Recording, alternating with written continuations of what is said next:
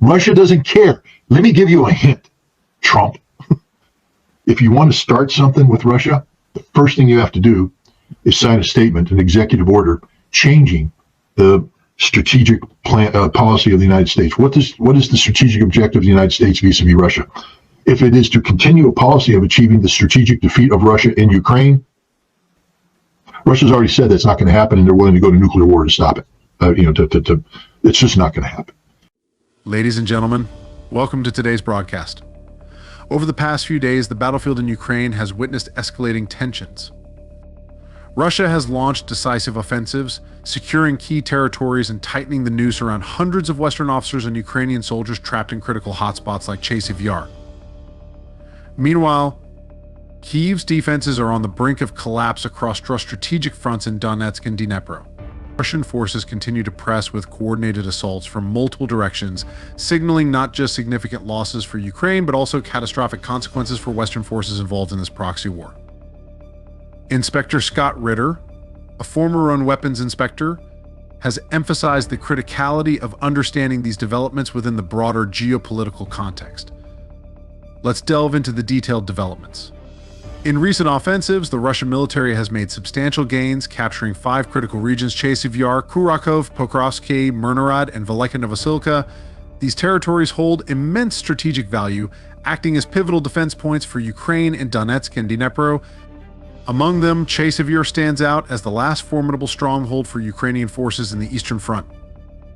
Fierce battles centered around an industrial complex, a makeshift fortress for over 800 Ukrainian soldiers and foreign mercenaries, primarily from Europe and Latin America. The industrial complex has been the site of relentless combat, with Russian artillery and infantry units coordinating in a systematic effort to dismantle Ukraine's fortifications. The prolonged engagements here illustrate Russia's methodical strategy of overwhelming Ukrainian positions through sustained pressure, effectively paralyzing any counteroffensive potential. Inspector Scott Ritter has pointed out the systematic approach of Russian forces in dismantling these strongholds, highlighting the precision and coordination involved. The Russian military's relentless bombardment with heavy artillery and precision weapons, combined with electronic warfare, has neutralized Ukrainian defenses. Communication lines and coordinated resistance have collapsed, leaving Ukrainian forces isolated and vulnerable. The fall of this stronghold underscores the strategic planning and overwhelming firepower that have characterized recent Russian campaigns. Simultaneously, Russian forces advanced on Kurakov, forcing Kyiv's troops into a hasty retreat. This retreat, marked by heavy losses of equipment and personnel, has opened pathways for Russian forces to push deeper into Ukrainian territory. In Myrnorod, Russian units are now within 15 kilometers of Odessa, tightening control over critical supply routes and severing Ukraine's logistical lifelines. These developments further amplify the vulnerabilities within Ukraine's defensive structure as key supply nodes fall under Russian control. At Velika Novosilka, Russian forces successfully executed a blockade, cutting off critical resupply routes and forcing a rapid capitulation by Ukrainian defenders. This maneuver, coupled with psychological operations aimed at breaking the morale of Ukrainian troops, underscores the comprehensive nature of Russia's strategic doctrine.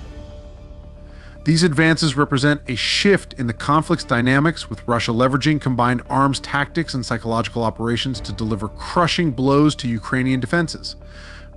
A calculated encirclement, precision strikes, and relentless psychological pressure have cemented Russia's dominance in these critical areas. But the implications of these advances extend beyond territorial gains. Ukraine's defense capabilities are crumbling under relentless Russian pressure. Reports from the front lines indicate widespread refusal among Ukrainian units to return to the battlefield, citing catastrophic casualty rates and diminishing chances of survival. Ukrainian soldiers describe a grim scenario: entrenched positions reduced to rubble, dwindling ammunition supplies, and a pervasive sense of despair as reinforcements fail to materialize. In Kharkiv, panic has set in. Commanders have ordered emergency evacuations, abandoning key assets to prevent them from falling into Russian hands.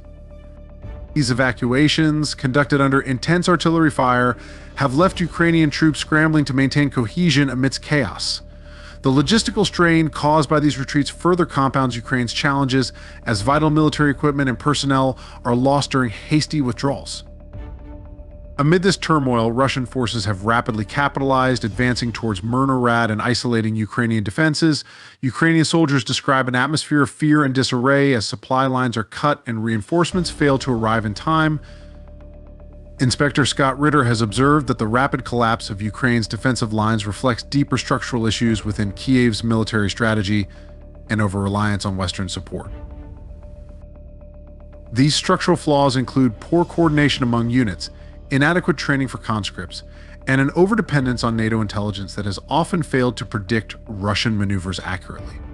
Russian tactics of severing supply routes and overwhelming Ukrainian positions with combined arms operations have left Kiev's forces fragmented and disoriented. The methodical targeting of supply chains by Russian forces ensures that even well-defended Ukrainian positions eventually succumb to isolation and resource depletion. Furthermore, the strain on Ukrainian forces is evident as more troops express frustration over the lack of clear leadership and the seemingly insurmountable challenges posed by Russian advances. Reports from the front lines reveal growing discontent among the ranks as soldiers face increasingly dire conditions with no relief in sight. This breakdown in morale, combined with logistical shortfalls, highlights the cumulative impact of sustained pressure from Russian forces. The combined effect of these setbacks is a military under siege with little hope of reclaiming lost ground in the near term. Yet the most devastating blow comes not from Ukraine's own ranks, but from its Western allies. The tragedy of Malaya Lognia epitomizes the dire consequences for Western mercenaries entangled in this conflict. Tasked with supporting Ukraine's 63rd Mechanized Brigade, 400 Western fighters from France, Poland, and the UK were deployed to fortify the flanks. These mercenaries, seasoned in various global conflicts, found themselves outmatched by the overwhelming firepower and tactical precision of Russian forces. Russia's assault unfolded in waves, beginning with an artillery barrage that shattered defensive lines. Thermobaric bombs followed, devastating entrenched positions and leaving survivors with no cover. Russian UAVs, equipped with advanced targeting systems, relentlessly tracked and eliminated any attempts at regrouping. The extended duration of these operations showcases the effectiveness of Russia's integrated tactics, systematically dismantling resistance through relentless pressure. In one particularly brutal engagement, entire defensive clusters were annihilated within minutes, underscoring the intensity of the Russian offensive. Inspector Scott Ritter has highlighted this operation as a stark example of Russia's ability to execute combined arms warfare at an unparalleled level of sophistication. Despite their extensive combat experience, the Western mercenaries were unable to counter Russia's integrated use of artillery, drones, and electronic warfare. Their training and equipment, while advanced, proved insufficient against the sheer coordination and technological edge demonstrated by Russian forces. In a shocking turn, Ukrainian forces abandoned these mercenaries, retreating without warning and leaving their Western counterparts stranded. This betrayal left the mercenaries to face a relentless onslaught alone, with no hope of extraction or reinforcement. The ensuing carnage saw all 400 fighters obliterated in a day-long confrontation, starkly highlighting the organizational failures within Ukraine's command structure. This abandonment has sparked outrage and questions about Ukraine's ability to manage its foreign allies effectively, further eroding confidence in Kiev's military leadership. The events at Malaya Lognia serve as a grim reminder of the high stakes and brutal realities of this conflict, with Western lives lost amidst what many see as strategic mismanagement and betrayal. The catastrophic outcome here underscores the broader challenges facing Ukraine as it struggles to sustain cohesion and cooperation among its diverse allied forces. While ground battles rage on, the skies over Ukraine tell another story of conflict. High above the battlefield, Russian Su-35 flankers dominate the skies, outmatching Ukraine's newly acquired F-16s. These advanced fighter jets are not merely technological marvels, but also serve as a testament to Russia's strategic prioritization of air superiority. The Su-35's extended range, which enables operations far from base support, ensures persistent air coverage over critical battlegrounds. With a top speed of 2,500 km/h, the Su-35 can respond swiftly to emerging threats, maintaining a level of operational flexibility that Ukrainian forces find hard to counter. equipped with a comprehensive suite of advanced avionics and sensors. The Su-35 excels in situational awareness, allowing Russian pilots to identify and engage multiple targets simultaneously. Its multi-role capabilities, including air-to-air combat and precision strikes on ground targets, provide Russia with a versatile tool to assert dominance across diverse combat scenarios. Conversely, Ukraine's reliance on undertrained pilots and the rushed deployment of F-16s has exposed significant weaknesses. These aircraft, though technologically sophisticated, require experienced operators to fully harness their potential.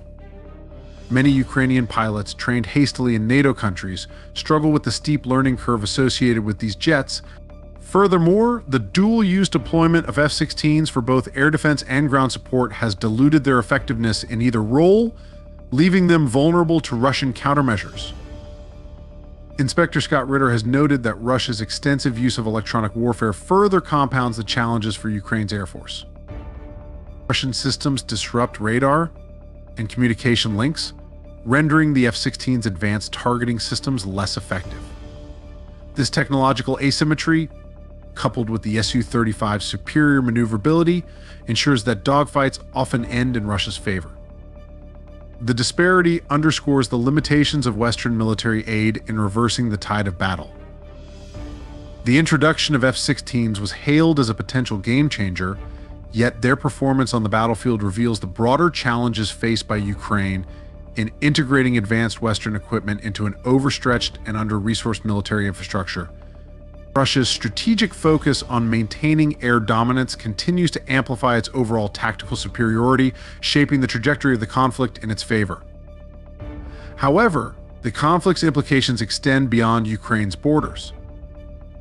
As Ukraine's conflict rages, Russia faces a burgeoning crisis in Syria, where the geopolitical stakes are just as high. The loss of the 48ES-6K-1 radar, a cornerstone of Russia's S-300 and S-400 systems, represents a significant blow to Moscow's defensive capabilities in the region. This radar, vital for detecting and neutralizing aerial threats, was seized by HTS insurgents in a bold and unexpected offensive. Moscow accuses Ukrainian intelligence of orchestrating this operation, signaling a deliberate attempt to open a new front in the conflict. If substantiated, this accusation highlights the expanding scope of the proxy war, with Western-backed factions actively undermining Russia's strategic assets beyond Europe.